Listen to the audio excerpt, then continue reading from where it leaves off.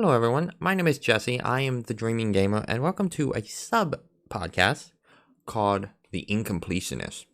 So, what is The Incompletionist? Well, The Incompletionist is actually a group, it's a non existent group of people. I'm an incompletionist. You're probably an incompletionist. You probably know an incompletionist. So, an incompletionist, which I'm probably not saying right, but an incompletionist is someone who doesn't complete anything. They don't complete a game.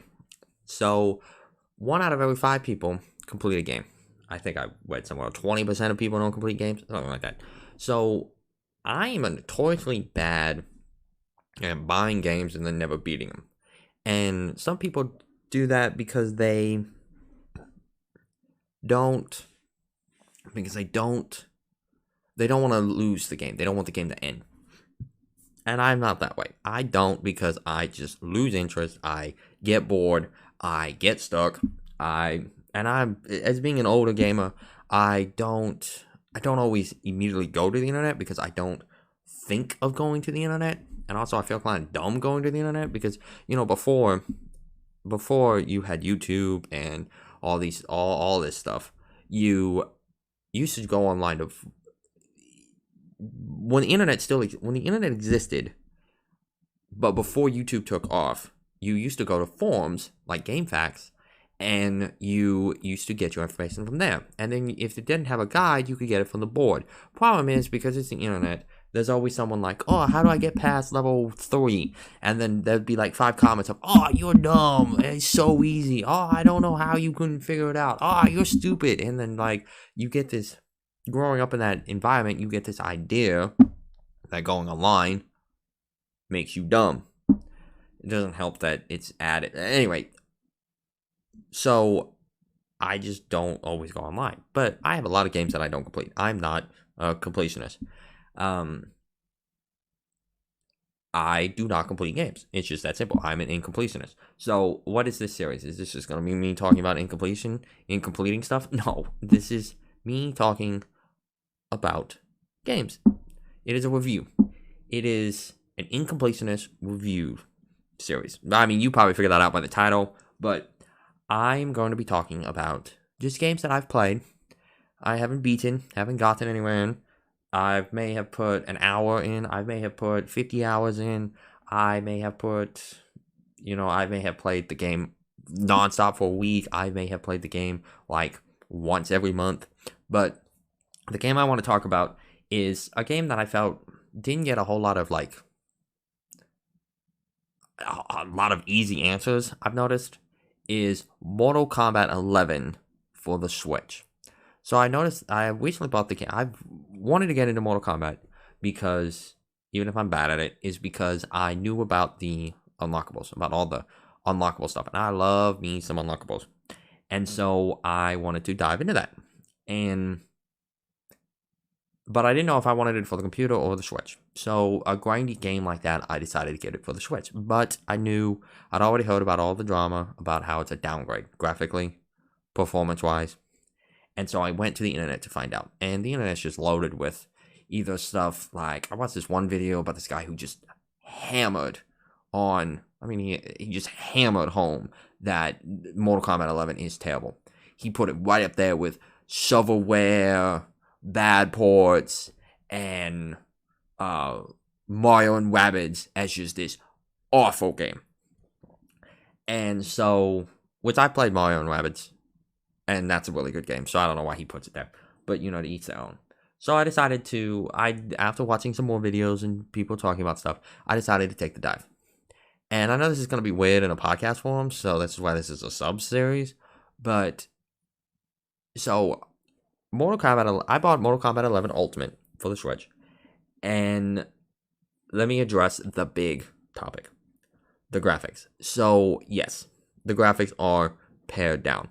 Graphics are, it's the Switch. It's not as powerful as the PS4, the PS5, the PC, so it got pared down.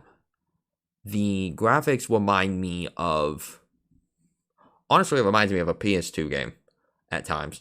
Maybe an Xbox 360 game. It actually honestly reminds me of Dragon Age Inquisition for the PS3. I bought that game, and its graphics are just all blocky and chunky and gray.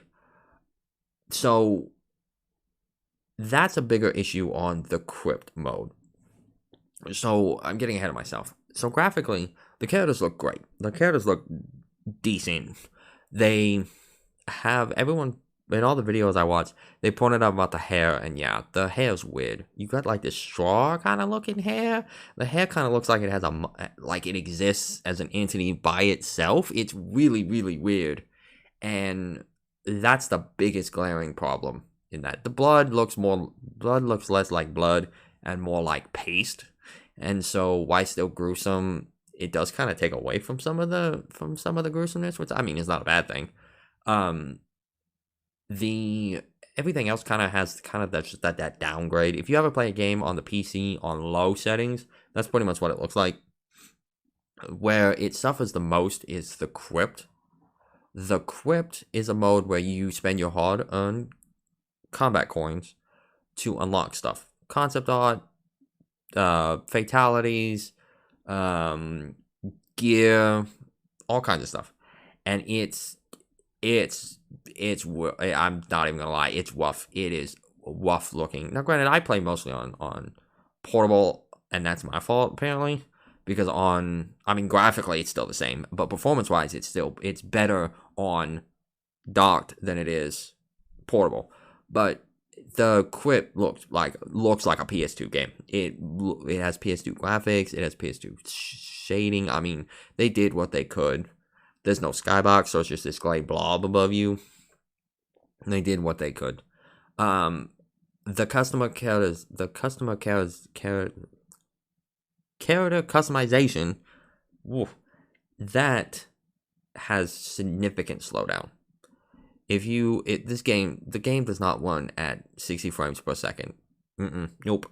It runs at a solid 20 at times when you're in the character customization. It gets slow. It's crashed on me a couple times too, but it's just, yeah, it's slow. Because the thing is, when you select character customization and you're editing like the skin and the different gear that they can have, they do something to showcase the gear. Like they'll draw their sword, or they'll hold out their gun, and that's where a lot of the slowness comes from. Is that it's slow for them to pull it out. And then you can back up and select a different thing, but they have not done their animation to put the gun away and switch to the gauntlet, and that's where the game crashes for me sometimes. It is better docked. I will say this, the performance is better. It's more stable, but on portable, it's bad. So I just save that stuff for when I have it docked. Sound-wise, it's pretty good. You have all the characters' voices. They have all their dialogue. They have a lot of dialogue in this game. Like each character has like 3 or 4 different things that they say to each other, and so that's really cool. At the beginning of the game, at the beginning of the fight, and then where the game shines though, what it loses in graphics, it does not lose in fighting performance. The fighting performance, like the actual straight up gameplay, is 60 frames per second. Like it is fast paced, it is up to date, it keeps up, it has no problem. It does slow down when you get into, you can do these special combos with ZL and ZR, these fatal blow. I want to say fatal flaw. Fatal blow, and you get these really cool cinematics where they do these gruesome things to their opponents. I've heard that it slows down. I've never noticed that it slows down. It still plays pretty well for me, but you can't control anything, so it's not really affecting you. And then you swing over to fatalities though. Then you get lag. You get significant lag at the end when you are trying to select. There's been so many times that we started a fight because I'm trying to get to return to character selection, and the thing is moving so slow.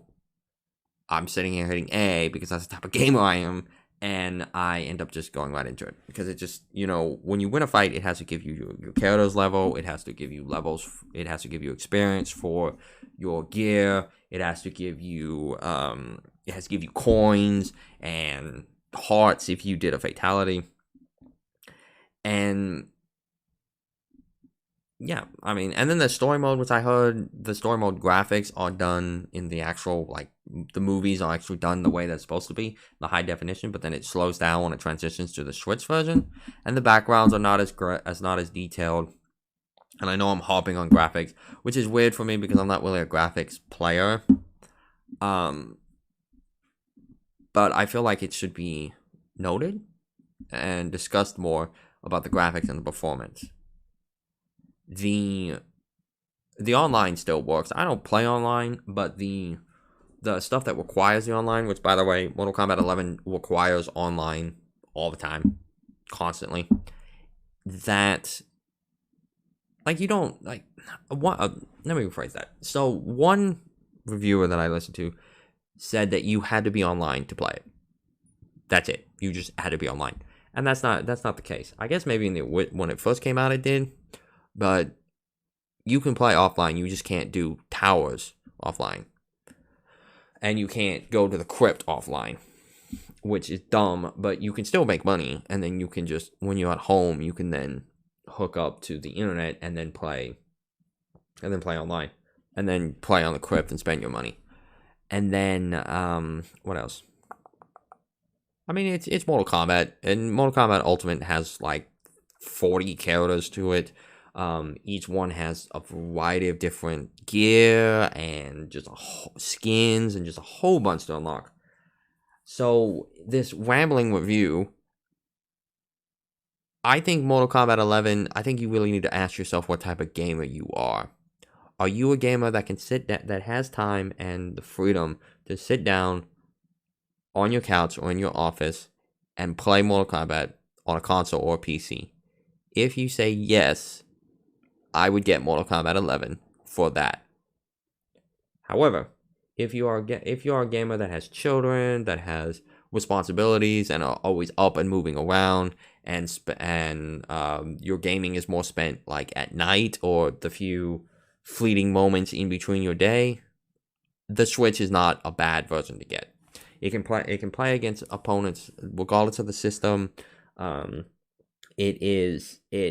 Except for the areas that I mentioned, it plays the core of the game is actually really, really good.